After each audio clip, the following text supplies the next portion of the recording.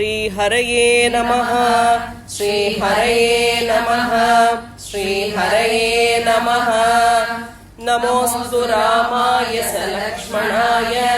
देवे च तस्यै जनकात्मजायै। नमोऽस्तु रुद्रेन्द्रयमानिलेभ्यो नमोऽस्तु चन्द्रार्कमरुद्गणेभ्यः। अथ वैनं समुक्षिप्य उपर्युपरि सागरम् अथ वैनं समुक्षिप्य उपर्युपरि सागरम् रामायोपहरिष्यामि पाशं पशुपतेरिव रामायोपहरिष्यामि पाशं पशुपतेरिव अथ वैनं समुक्षिप्य उपर्युपरि सागरम् रामयोपहरिष्यामि पाशं पशुपतेरिव। इति चिन्तां समापन्नः सीताम् अनधिगम्यताम् इति चिन्तां समापन्नः सीताम् अनधिगम्यताम् ध्यानशोकपरीतात्मा चिन्तयामास वानरः ध्यानशोकपरीतात्मा चिन्तयामास वानरः इति चिन्तां समापन्नः सीतामनधिगम्यताम् ध्यानशोकपरीतात्मा चिन्तयामास वानरः। यावत् सीतां हि पश्यामि रामपत्नीं यशस्विनीं यावत् सीतां हि पश्यामि रामपत्नीं यशस्विनीं तावदेतां पुरीं लङ्कां विचिनोमि पुनः पुनः तावदेतां पुरीं लङ्कां विचिनोमि पुनः पुनः यावत् सीतां हि पश्यामि रामपत्नीं यशस्विनीं तावदेतां पुरीं लङ्कां विचिनोमि पुनः पुनः। सम्पाति वचनाच्चापि रामं यद्यानयाम्यहम् सम्पाति वचनाच्चापि रामं यद्यानयाम्यहम् अपश्यन् राघवो भार्याम् निर्दहेत् सर्ववानरान् अपश्यन् राघवो भार्याम् निर्दहेत् सर्ववानरान् सम्पादि वचनाच्चापि रामं यद्यानयाम्यहम् अपश्यन् राघवो भार्यां निर्दहेत् सर्ववानरान्। इहैव नियताहारो वत्स्यामि नियतेन्द्रियः इहैव नियताहारो वत्स्यामि नियतेन्द्रियः न मत्कृते विनश्येयुः सर्वे ते नरवानराः न मत्कृते विनश्येयुः सर्वे ते नरवानराः इहैव नियताहारो वत्स्यामि नियतेन्द्रियः न मत्कृते विनश्येयुः सर्वे ते नरवानराः अशोकवनिका चेयम् अशोकवनिका चेयम् दृश्यते या महाद्रुमा दृश्यते या महाद्रुमा अशोकवनिका चेयम् अशोकवनिका चेयम् दृश्यते या महाद्रुमा दृश्यते या महाद्रुमा इमाम् अभिगमिष्यामि इमाम् अभिगमिष्यामि न हीयं विचिता मया न हीयं विचिता मया इमाम् अभिगमिष्यामि इमाम् अभिगमिष्यामि न हीयं विचिता मया न हीयं विचिता मया अशोकवनिका चेयम् दृश्यते या महाद्रुमा इमाम् अभिगमिष्यामि न हीयं विचिता मया वसून् रुद्रांस्ततादित्यान् वसून् रुद्रां सदादित्यान् अश्विनौ मरुतोऽपि च अश्विनौ मरुतोऽपि च वसून् रुद्रांस्ततादित्यान् वसून् रुद्रां सदादित्यान् अश्विनौ मरुतोऽपि च अश्विनौ मरुतोऽपि च नमस्कृत्वा गमिष्यामि नमस्कृत्वा गमिष्यामि रक्षसां शोकवर्धनः रक्षसां शोकवर्धनः नमस्कृत्वा गमिष्यामि नमस्कृत्वा गमिष्यामि रक्षसां शोकवर्धनः रक्षसां शोकवर्धनः वसून् रुद्रां सदादित्यान् अश्विनौ मरुतोऽपि च नमस्कृत्वा गमिष्यामि रक्षसां शोकवर्धनः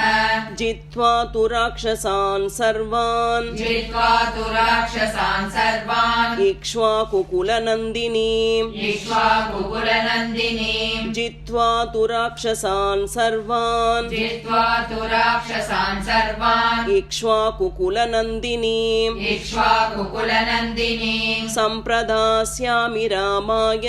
सम्प्रदास्यामि रामाय यथा सिद्धिं तपस्विने यथा सिद्धिं तपस्विने सम्प्रदास्यामि रामाय सम्प्रदास्यामि रामाय यथा सिद्धिं तपस्विने यथा सिद्धिं तपस्विने जित्वा तु राक्षसान् सर्वान् इक्ष्वाकुकुलनन्दिनीम् सम्प्रदास्यामि रामाय यथा सिद्धिं तपस्विने समुहूर्तमिव ध्यात्वा समुहूर्तमिव ध्यात्वा चिन्तावग्रथितेन्द्रियः चिन्तावग्रथितेन्द्रियः समुहूर्तमिव ध्यात्वा समुहूर्तमिव ध्यात्वा चिन्तावग्रथितेन्द्रियः चिन्तावग्रथितेन्द्रियः समुहूर्तमिव ध्यात्वा समुहूर्तमिव ध्यात्वा चिन्तावग्रथितेन्द्रियः चिन्तावग्रथितेन्द्रियः उदतिष्ठन्महातेज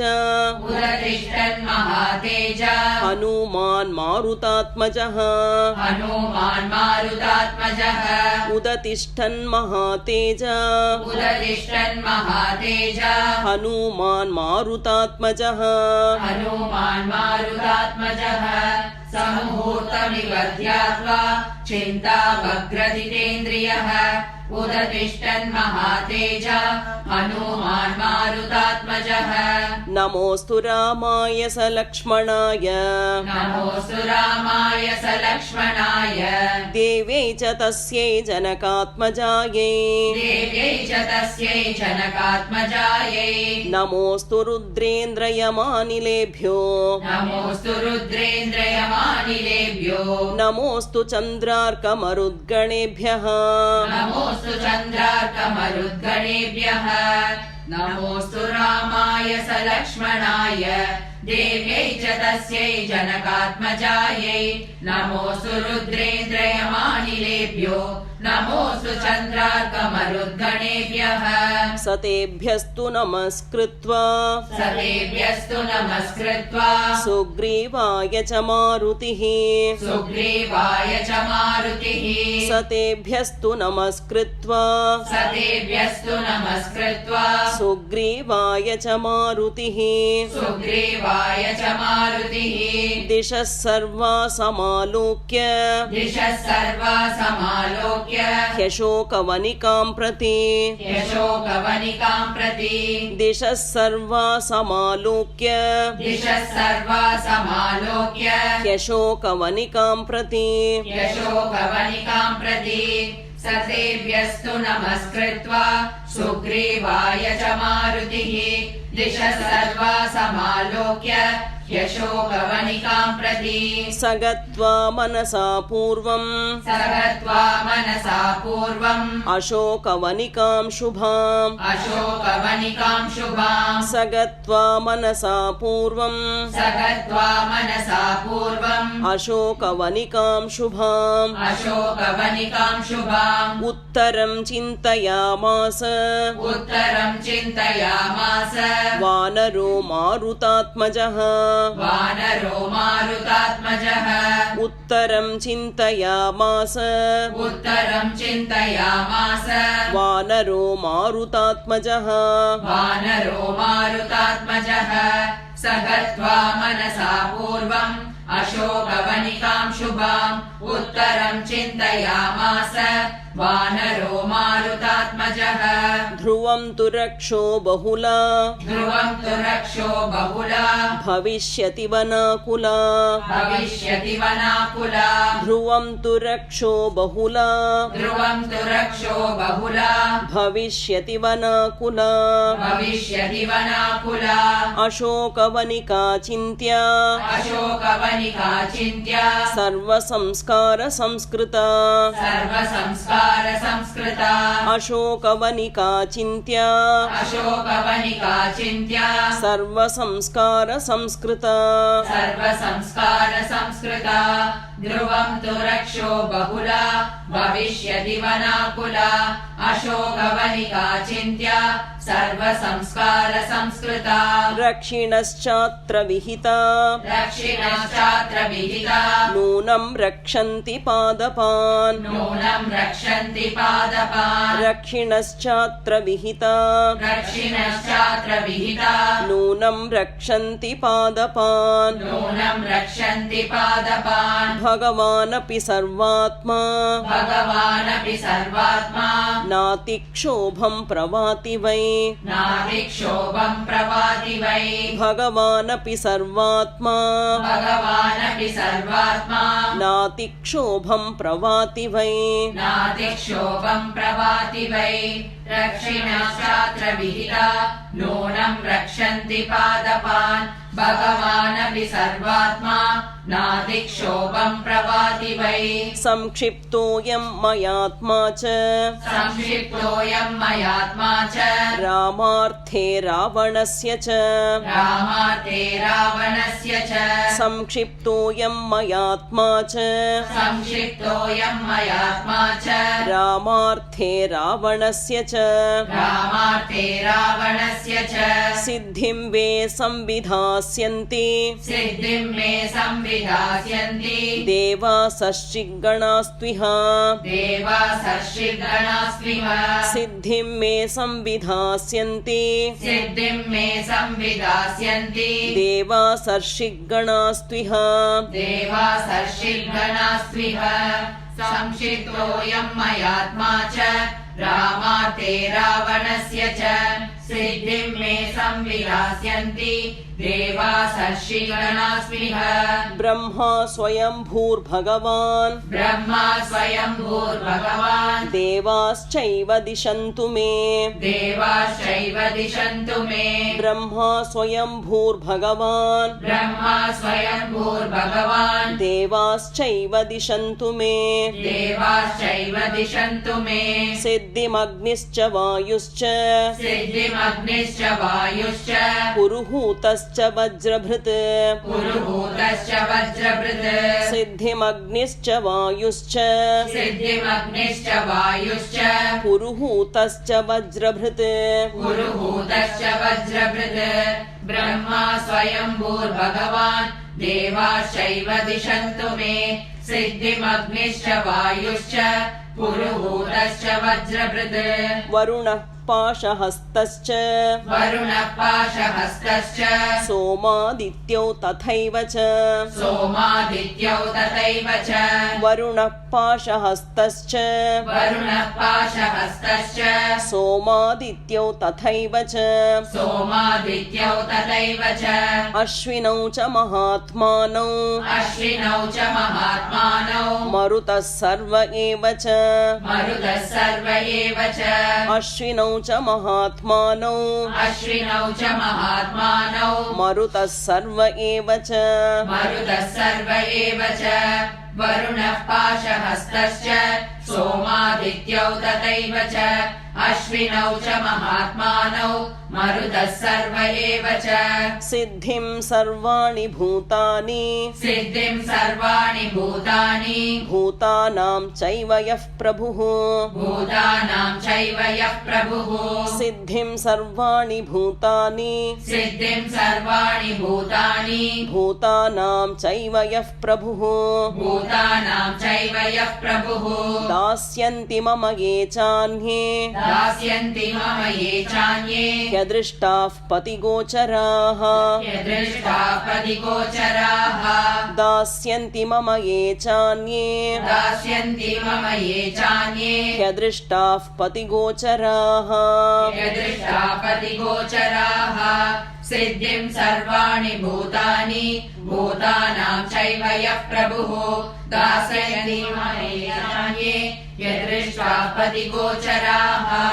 तदुन्नसं पाण्डरदन्तमव्रणम् तदुन्नसं पाण्डरदन्तमव्रणम् शुचिस्मितं पद्मपलाशलोचनम् शुचिस्मितं पद्मपलाशलोचनम् तदुन्नसं पाण्डरदन्तमव्रणम् तदुन्नसं पाण्डरदन्तमव्रणम् शुचिस्मितं पद्मपलाशलोचनम् शुचिस्मितं पद्मपलाशलोचनम् द्रक्ष्ये तदार्यावदनं कदान्यवम् द्रक्ष्ये तदार्यावदनं कदान्वहम् द्रक्ष्ये तदार्यावदनं कदान्वहम् द्रक्ष्ये तदार्यावदनं कदान्वहम् प्रसन्नताराधिपतुल्यदर्शनम् प्रसन्नताराधिपतुल्यदर्शनम् द्रक्ष्ये तदार्यावदनं कदान्वहम् द्रक्ष्ये तदार्यावदनं कदान्वहम् प्रसन्नताराधिपतुल्यदर्शनम्